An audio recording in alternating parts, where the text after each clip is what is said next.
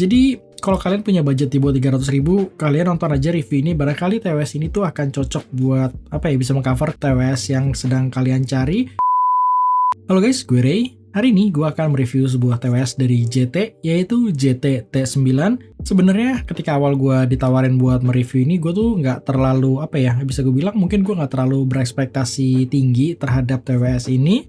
Tapi ketika gue cobain, gue cukup surprise dengan performance yang ditawarkan sama JT T9 ini. Dan untuk fittingnya, gue cukup suka fitting dari T9 ini. Ketika gue pakai di size M ini untuk sehari-hari, untuk main Mobile Legends dan lain sebagainya, sekitar 3 jam, gue tuh nggak mengalami kayak capek atau berasa nggak enak di telinga gue.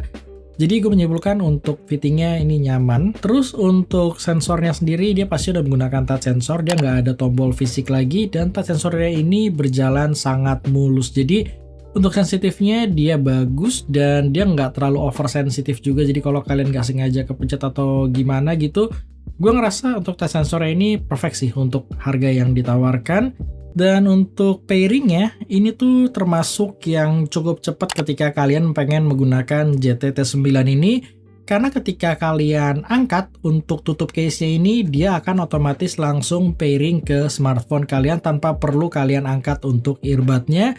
JT-nya sendiri ngeklaim untuk earbud-nya dia bisa bertahan 6-7 jam tergantung volume yang sedang kalian mainkan. Dalam pengalaman gue sih, gue sendiri nggak pernah bener-bener ngetes sampai habis, tapi ketika gue cobain main Mobile Legends sekitar mungkin 2-3 jam dengan mikrofonnya on, dia masih menyisakan baterai sekitar 30-40%. Jadi mungkin kapasitasnya bisa sampai 6 jam dengan catatan volume yang kalian mainkan mungkin di sekitar 20-50% dengan mikrofonnya off. JT T9 ini menurut gue mempunyai sound quality yang bagus. Dia mempunyai karakter yang kebetulan pas sama selera gue.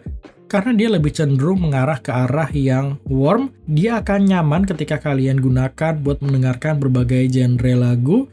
Dan ketika kalian pakai selama berjam-jam, dia nggak akan bikin kuping kalian tuh capek atau bahasanya tuh kayak ear fatigue gitu. Tapi ketika kalian bass head, kalian cobain aja naikin satu size ke size L untuk ear tipnya. Dia bisa menghasilkan bass yang lebih deep dan lebih besar lagi secara kuantitas. Overall, conclusionnya gue sendiri rekomen mengenai JT T9 ini karena dia mempunyai sound quality yang bagus menurut selera gue.